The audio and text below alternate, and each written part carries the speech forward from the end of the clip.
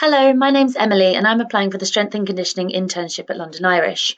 The following video is of me coaching the hip hinge movement pattern with the Romanian deadlift, as this is probably the most common movement pattern in the gym that I see people struggle with. First thing I would get you to do is have your feet shoulder width apart and have a soft bend in your knees. I don't want you to lock the legs out, so soft bend in the knees.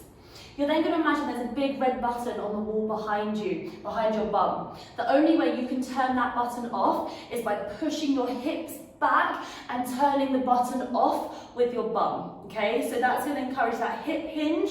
So we're driving the hips back, the chest comes over, and we turn that button off. When we're in that position, we should feel the stretch in the hamstrings. To stand up, we squeeze the glutes.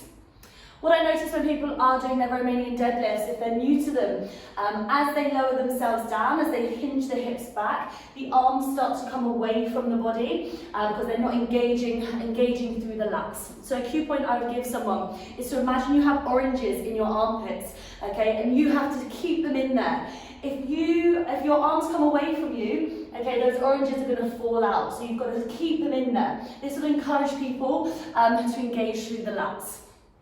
Second cue point I would give is to imagine you're putting your shoulder blades into your back pockets. So this would encourage people to pull the shoulder blades back and down. Okay, so if we have our kettlebell from here, instead of bringing the arms away from the body as they lower themselves down, they're going to keep the kettlebell in closer because we're engaging those lats, pulling those shoulder blades back and down.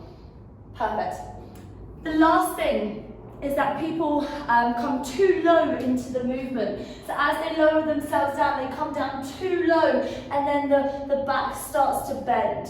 What I say to people is when you can really feel that pull in the hamstrings, that's probably your end of range of motion. So that's where you're going to stop.